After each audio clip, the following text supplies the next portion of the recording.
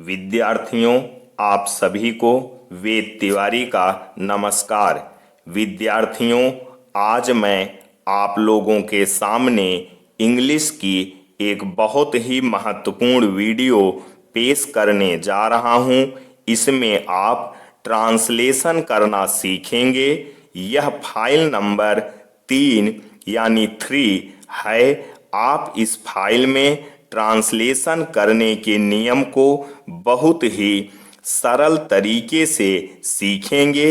इस वीडियो को पूरा देखें और अपनी इंग्लिश अच्छे से कंप्लीट कर लें। इस फाइल में बताई गई इंग्लिश आपके कंपटीशन के एग्ज़ाम के लिए, अन्य एग्ज़ाम के लिए तथा बोलचाल के लिए भी अति आवश्यक है। इस फाइल को हम बहुत ही आराम से आपके सामने पढ़कर पेश करेंगे। तो आइए आज इस फाइल का पहला पार्ट शुरू करते हैं।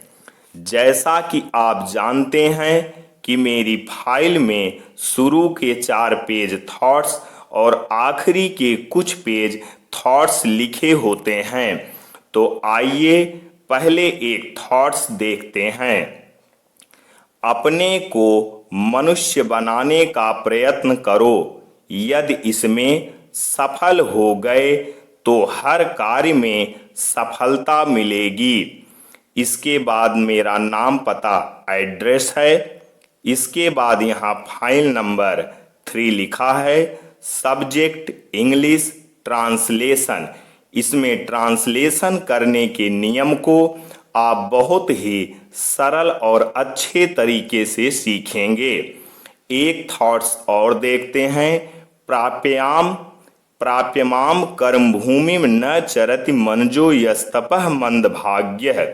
अर्थात इस कर्म भूमि में जन्म लेकर जो मानव कर्म नहीं करता वह भाग्यहीन है।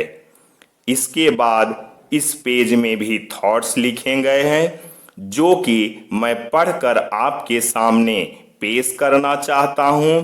सिलेबस की शुरुआत के पहले जो थॉट्स लिखे गए हैं, इस थॉट्स को देखकर और सुनकर आप अपने जीवन में एक बदलाव ला सकते हैं। तो आइए थॉट्स को देखते हैं। तुलसी आए जगत में, जगत हंसे तुम रोए। ऐसी करनी कर चलो, आप हंसे जग रोए। धन प्राप्ति से मन चंचल हो जाता है। विद्या प्राप्ति से मन शांत हो जाता है।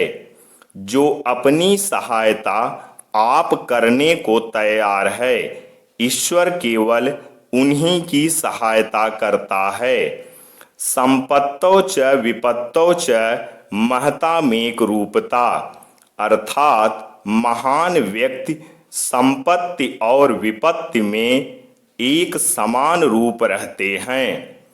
खोदने वालों का भी भार जिस तरह धरती सहन करती है, उसी तरह अपनी बुराई करने वालों का सहन करना भी खास धर्म है। मैं उस प्रभु का सेवक हूँ जिसे अज्ञानी लोग मनुष्य कहते हैं। आओ झुक के सलाम करें उनको जिनके हिस्से में ये मुकाम आता है। खुशनसीब होते हैं वो जिनका लहू देश के काम आता है। इसके बाद इस पेज में भी थॉट्स लिखा है। जब तक आपके मन में यह भय जमा रहेगा कि मैं दुर्बल हूं, तब तक आप शक्तिशाली नहीं बन सकेंगे। जब तक आप हीन भावनाओं के शिकार बने रहेंगे, तब तक उच्च भावनाओं को हृदय में कैसे स्थान दे सकेंगे। जब तक आपका मन दुखों और बदकिस्मती से मेल जोल करता रहेगा, तब तक आप प्रसन्न नहीं हो सकेंगे, क्योंकि इनसे मन को संताप मिलता रहेगा, खुशी नहीं।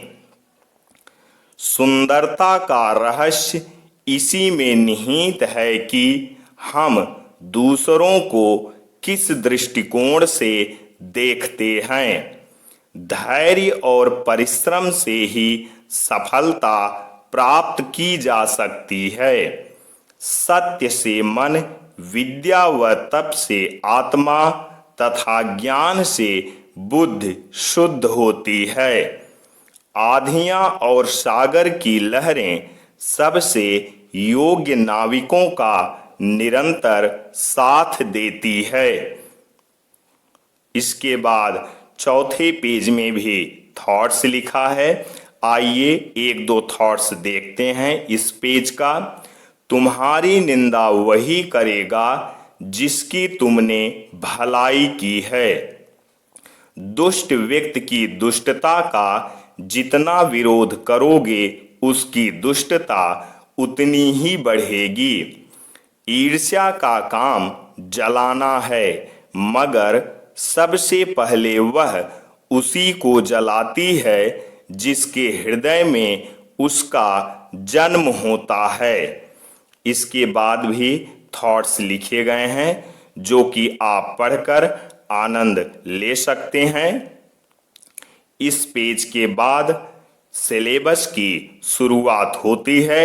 आप वीडियो को पूरा अवश्य देखें और ऐसी ही वीडियो पाने के लिए इस चैनल को सब्सक्राइब करना बिल्कुल ना भूलें, क्योंकि इस वीडियो के माध्यम से मैं कंपटीशन के हर पार्ट को आपके सामने पेश करता हूं, चाहे वह जीएस हो, चाहे सीसैट हो, चाहे प्री हो, चाहे मेंस हो। तो आइए वीडियो शुरू करते हैं। अब यहां से आपके सिलेबस की शुरुआत होती है। ट्रांसलेशन अनुवाद, ट्रांसलेशन अनुवाद, डेफिनेशन परिभाषा, किसी एक भाषा के वाक्यों का उसके भाव के अनुसार दूसरी भाषा में परिवर्तित करने को ट्रांसलेशन या अनुवाद कहते हैं। तो पहला दिस का प्रयोग। अब यहाँ पर हम लोग सबसे पहले दिस का प्रयोग पढ़ेंगे कि कहाँ पर दिस का प्रयोग और कैसे किया जाता है। तो आइए शुरू करते हैं। पहला दिस का प्रयोग, अफर्मेटिव सेंटेंसेस, साधारण वाक्य नियम। दिस का प्रयोग पास की वस्तु के लिए होता है। दिस का प्रयोग एक वचन के लिए होता है। एग्जाम्पल, यह कलम है। This is a pen. यह कलम है। This is a pen. यह मेरी कलम है। This is my pen. यह मेरी कलम है। This is my pen. यह मेरा घर है। This is my house. यह मेरा घर है। This is my house.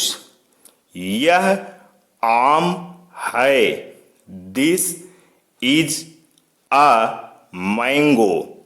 यह आम है। This is a mango. यह मेज है। This is a table. यह मेज है। This is a table. B negative sentences, नकारात्मक वाक्य। ऐसे वाक्यों का अंग्रेजी में अनुवाद करते समय नॉट को सदैव इज के बाद तुरंत ही लाते हैं। एग्जाम्पल, यह मेरा घर नहीं है। This is not my house. यह मेरा घर नहीं है।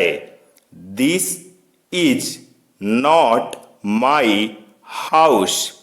यह मुर्गी नहीं है। This is not a hen। यह मुर्गी नहीं है। This is not a hen। यह पंखा नहीं है। This is not a fan. यह पंखा नहीं है। This is not a fan. यह मेरा कुत्ता नहीं है। This is not my dog. यह मेरा कुत्ता नहीं है। This is not my dog. यह मेरी कलम नहीं है। This is not my pen. यह मेरी कलम नहीं है। This is not my pen. C interrogative sentences, प्रश्नवाचक वाक्य। प्रश्नवाचक वाक्यों में इज को वाक्य के प्रारंभ में लिखते हैं। इसके पश्चात दिस शब्द लगाते हैं। एग्जाम्पल, क्या यह पतंग है? Is this a kite?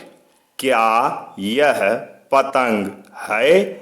Is this a kite? क्या यह मेरी कमीज है? Is this my shirt? क्या यह मेरी कमीज है? Is this my shirt? क्या यह बॉल है? Is this a ball? क्या यह बॉल है? Is this a ball? क्या यह मेरी दवात है? Is this my ink pot? क्या यह मेरी दवात है? Is this my ink pot? क्या यह मेज है? Is this a table? क्या यह मेज है? Is this a table? अब दूसरा दैट, वह का प्रयोग। अब दैट के प्रयोग के बारे में पढ़ेंगे कि दैट का प्रयोग कब, कहाँ और कैसे किया जाता है। इसका बिल्कुल सही नियम हम लोग इस वीडियो में पढ़ेंगे। तो आइए शुरू करते हैं। दैट, वह का प्रयोग। दैट का मतलब वह होता है। अफर्मेटिव सेंटेंसेज, साधारण वाक्य।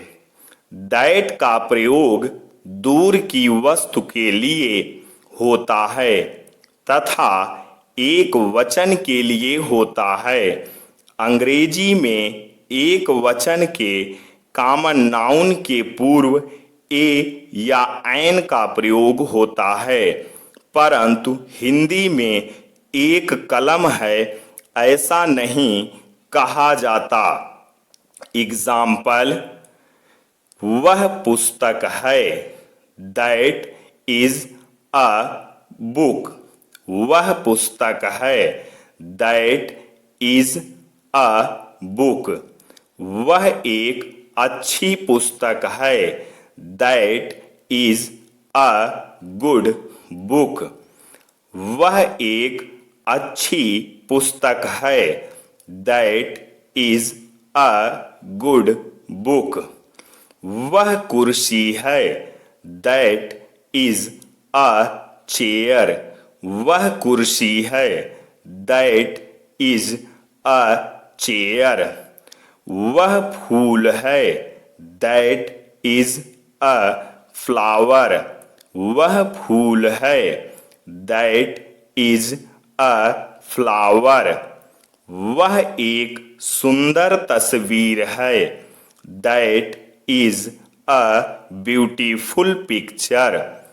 वह एक सुंदर तस्वीर है। That is a beautiful picture.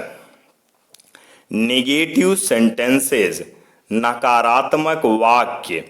ऐसे वाक्यों का अंग्रेजी में अनुवाद करते समय नॉट को सदैव इज के तुरंत बाद लिखते हैं। एग्जाम्पल, वह मेरा कुत्ता नहीं है। That is not my dog. वह मेरा कुत्ता नहीं है। That is not my dog. वह पंखा नहीं है। That is not a fan. वह पंखा नहीं है। That is not a fan. वह मेरा घर नहीं है। That is not my house. वह मेरा घर नहीं है। That is not my house. वह मुर्गी नहीं है। That is not a hen। वह मुर्गी नहीं है। That is not a hen। वह पुस्तक नहीं है। That is not a book. वह पुस्तक नहीं है। That is not a book.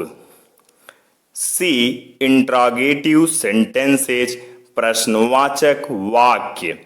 ऐसे वाक्यों में इज को वाक्य के प्रारंभ में ही लगाते हैं। इसके पश्चात दैट शब्द लगाते हैं। एग्जाम्पल, क्या वह पतंग है? Is that a kite? क्या वह पतंग है? Is that a kite? क्या वह मेरी कमीज है? Is that my shirt?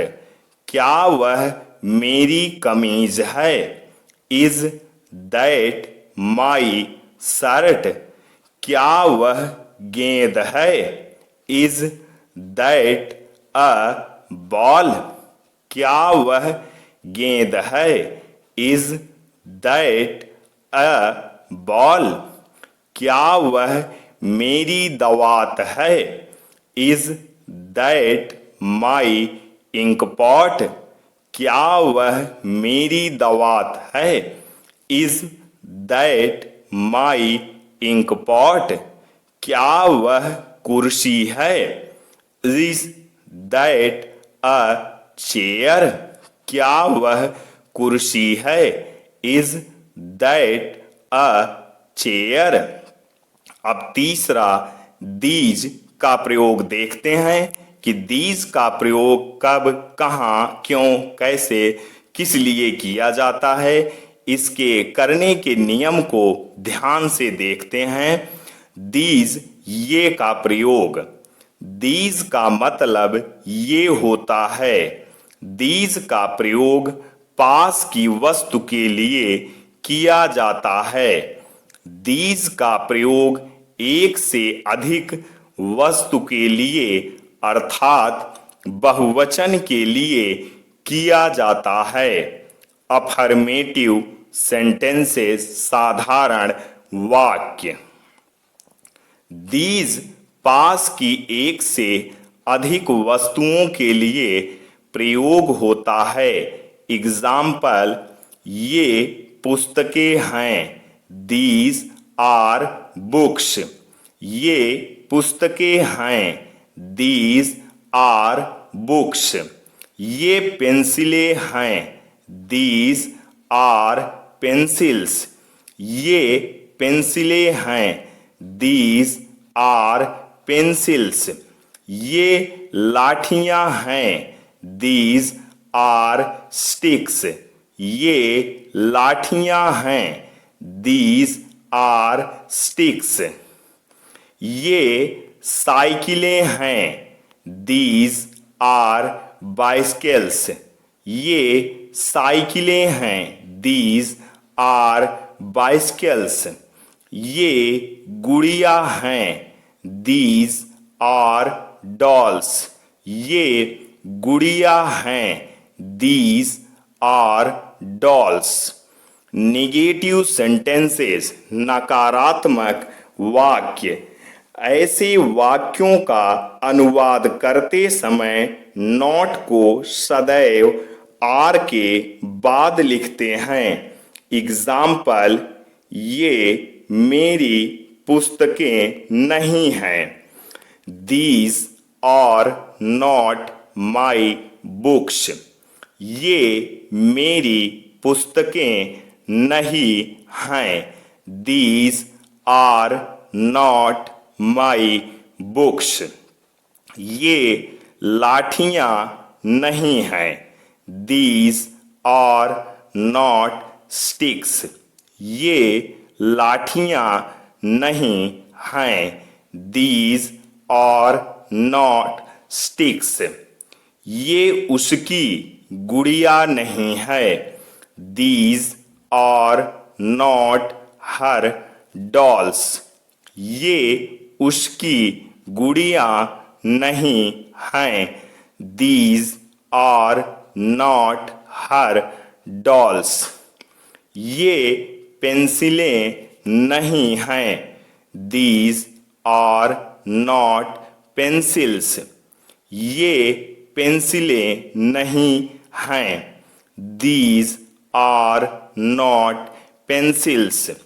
ये संदूक नहीं हैं। These are not boxes.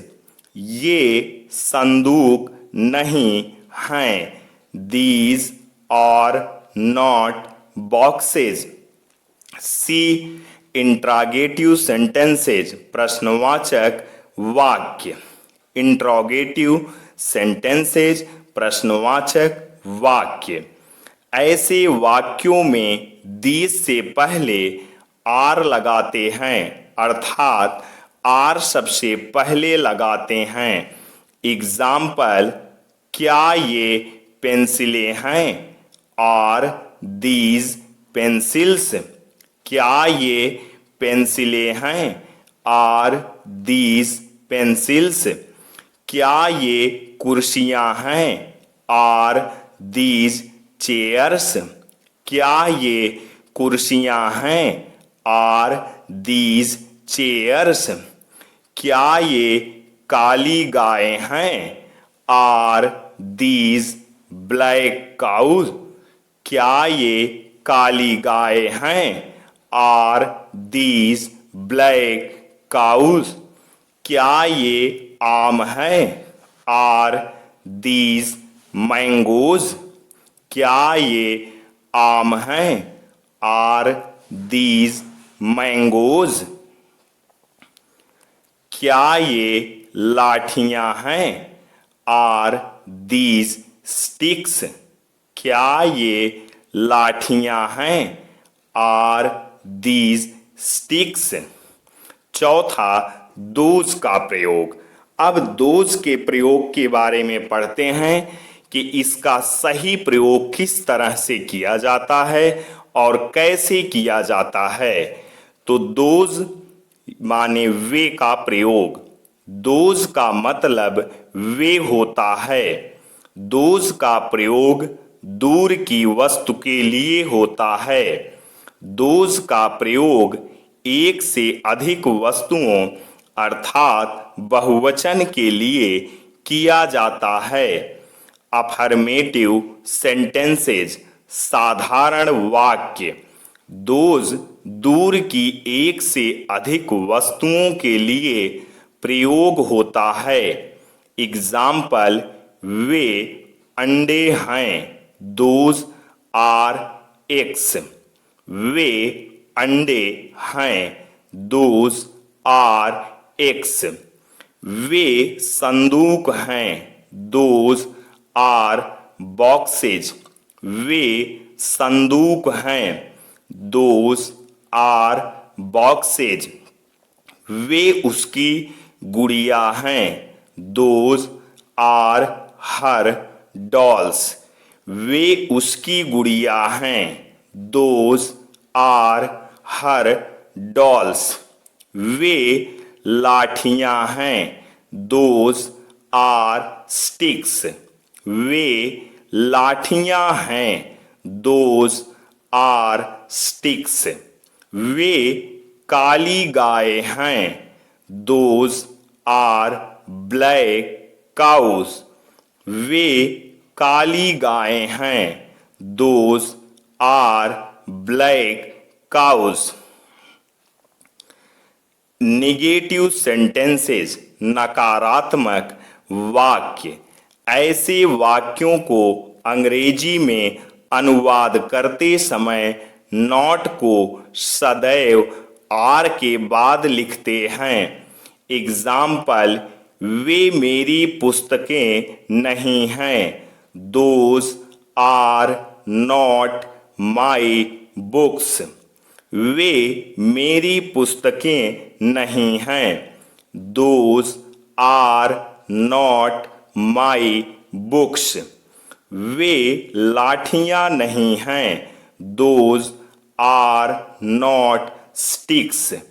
वे लाठियां नहीं हैं, those are not sticks.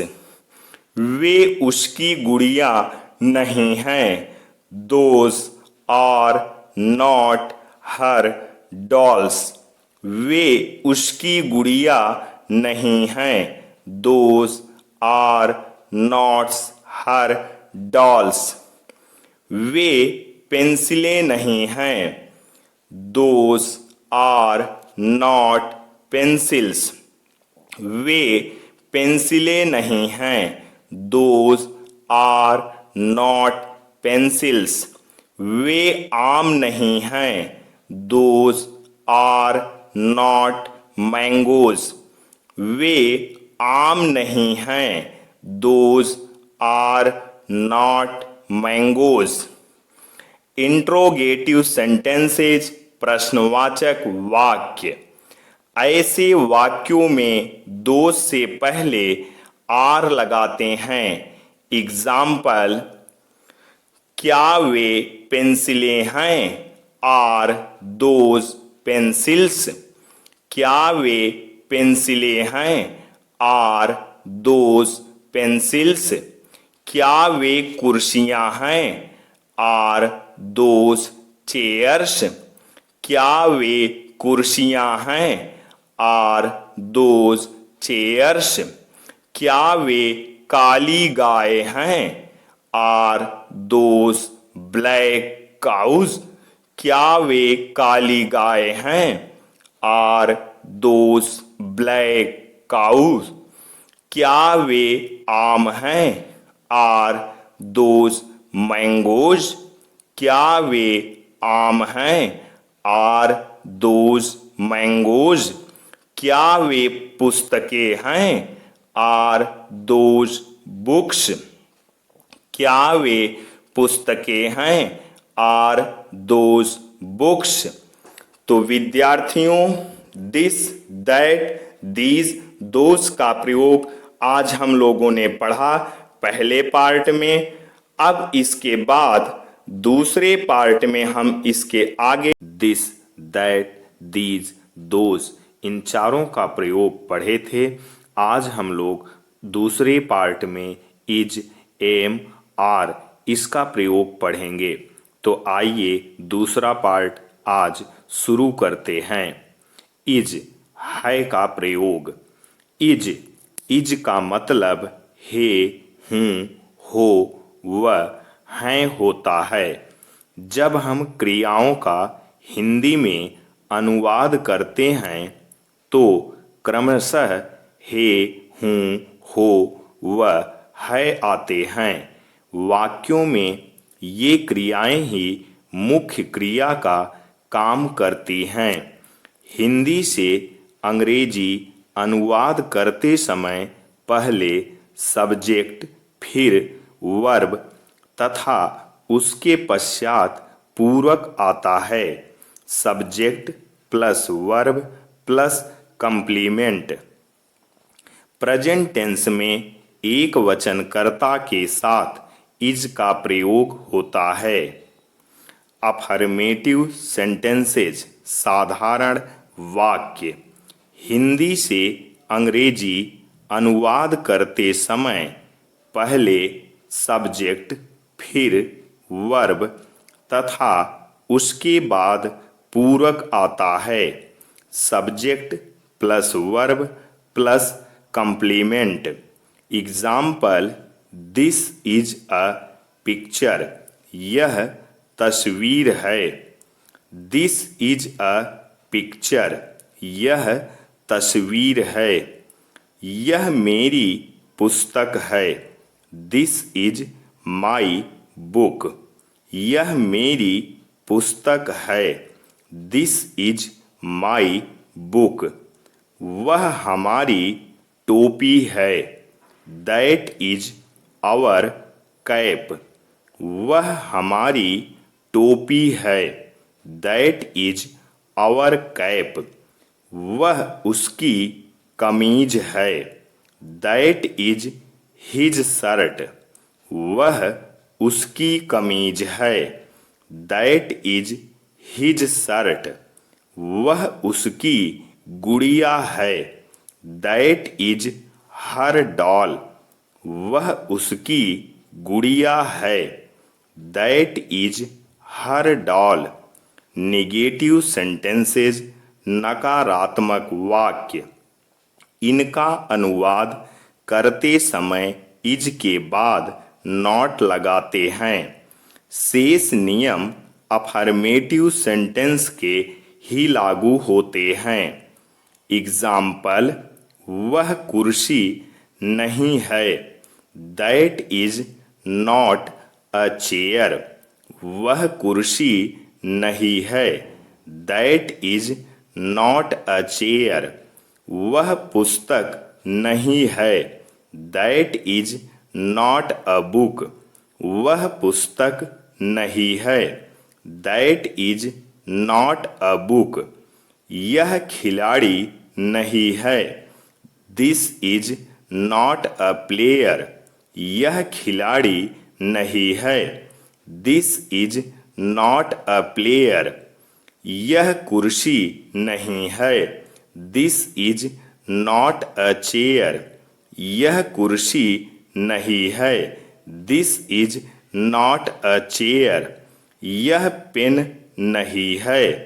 This is not a pen, यह पेन नहीं है।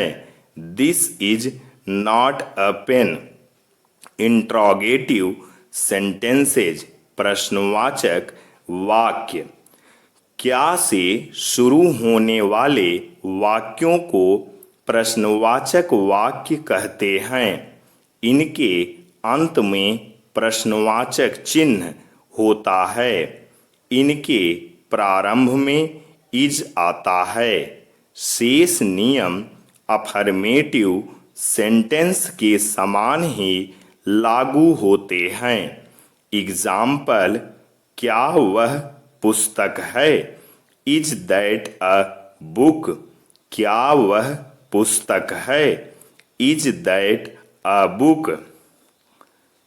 क्या वह मेज है। इज दैट अ टेबल, क्या वह मेज है। Is that a table. क्या वह आम है। Is that a mango? क्या वह आम है? Is that a mango? क्या यह कुर्सी है? Is this a chair? क्या यह कुर्सी है? Is this a chair? क्या यह कलम है? Is this a pen? क्या यह कलम है? Is this a pen? अब छठवां एम हूं का प्रयोग। अब हम लोग एम के बारे में पढ़ेंगे कि एम का प्रयोग किस तरीके से किया जाता है। एम हूं का प्रयोग। एम का मतलब हूं होता है। हिंदी से अंग्रेजी अनुवाद करते समय पहले सब्जेक्ट, फिर वर्ब तथा उसके पश्चात पूरक आता है। Subject plus verb plus complement. Present tense में आई के साथ एम का प्रयोग होता है। अफर्मेटिव सेंटेंसेज साधारण वाक्य। Subject plus verb plus complement. Example, मैं खिलाड़ी हूँ। I am a player. मैं खिलाड़ी हूँ। I am a player. मैं अध्यापक हूँ। I am a teacher. मैं अध्यापक हूँ। I am a teacher. मैं लेखक हूँ। I am a writer. मैं लेखक हूँ। I am a writer. मैं नेता हूँ। I am a leader. मैं नेता हूँ। I am a leader. मैं लड़का हूँ। I M a boy. मैं लड़का हूँ। I am a boy. Negative sentence नकारात्मक वाक्य। इनका अनुवाद करते समय एम के बाद नॉट लगाते हैं। शेष नियम अफर्मेटिव सेंटेंस के ही लागू होते हैं। एग्जाम्पल, मैं खिलाड़ी नहीं हूँ। I am not a player. मैं खिलाड़ी नहीं हूँ। I am not a player. मैं अध्यापक नहीं हूँ। I am not a teacher. मैं अध्यापक नहीं हूँ।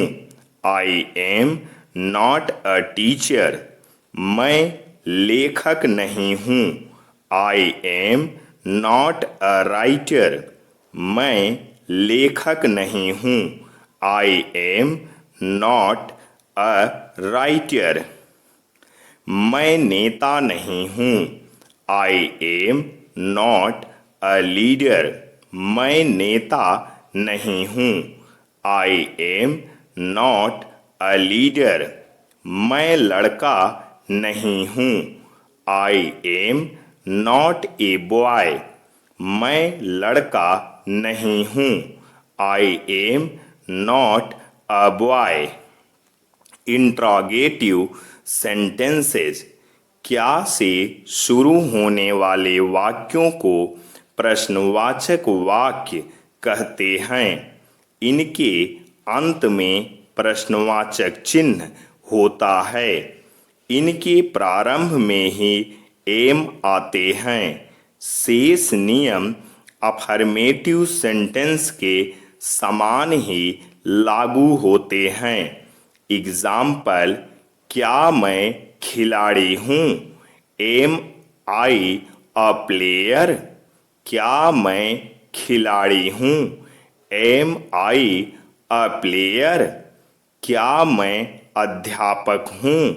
Am I a teacher? क्या मैं अध्यापक हूँ। एम आई अ टीचर, क्या मैं लेखक हूँ। एम आई अ राइटर, क्या मैं लेखक हूँ।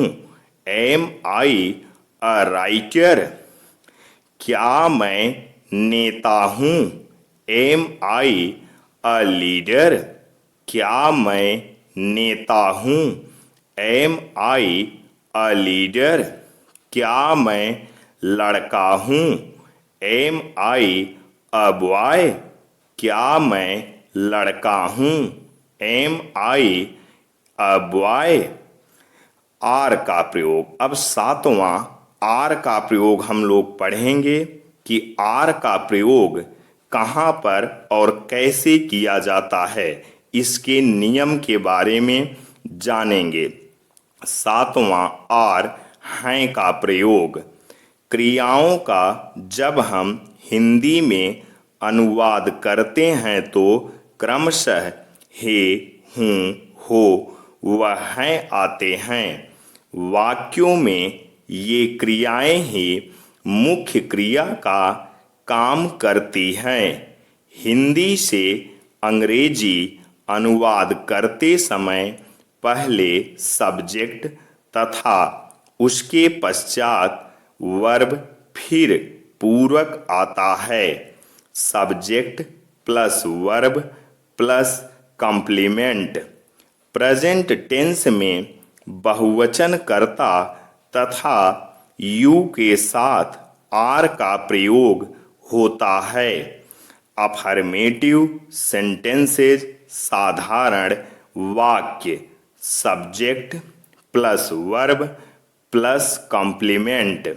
एग्जाम्पल, तुम लड़की हो, यू आर अ गर्ल। तुम लड़की हो, यू आर अ गर्ल। वे कुर्सियां हैं, दोज आर चेयर्स। वे कुर्सियां हैं, दोज आर चेयर्स। वे अंडे हैं, दोज आर एग्स। वे अंडे हैं, दोज आर एग्स। वे संदूक हैं, दोज आर बॉक्सेज। वे संदूक हैं, दोज आर बॉक्सेज। वे लाठियां हैं, दोज आर स्टिक्स। वे लाठियां हैं, दोज आर स्टिक्स।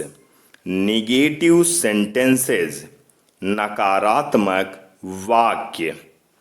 इसका अनुवाद करते समय आर के बाद नॉट लगाते हैं। शेष नियम अफर्मेटिव सेंटेंस के ही लागू होते हैं। एग्जाम्पल, वे लड़कियां नहीं हैं, दे आर नॉट गर्ल्स। तुम कमरे में नहीं हो, you are not in the room. वे लड़कियां नहीं हैं, दे आर नॉट गर्ल्स। तुम कमरे में नहीं हो, you are not in the room. वे खिलाड़ी नहीं हैं, दे आर नॉट प्लेयर। वे खिलाड़ी नहीं हैं, दे आर नॉट प्लेयर। वे मेरी पुस्तकें नहीं हैं, those are not my books. वे मेरी पुस्तकें नहीं हैं, those are not my books. वे आम नहीं हैं, दोज आर नॉट मैंगोज। वे आम नहीं हैं, those are not mangoes. Interrogative sentences प्रश्नवाचक वाक्य। क्या से शुरू होने वाले वाक्यों को प्रश्नवाचक वाक्य कहते हैं। इनके अंत में प्रश्नवाचक चिन्ह होता है। इनके प्रारंभ में ही आर आते हैं। शेष नियम अफर्मेटिव सेंटेंस के समान ही लागू होते हैं। एग्जाम्पल, क्या तुम लड़की हो? Are you a girl? क्या तुम लड़की हो?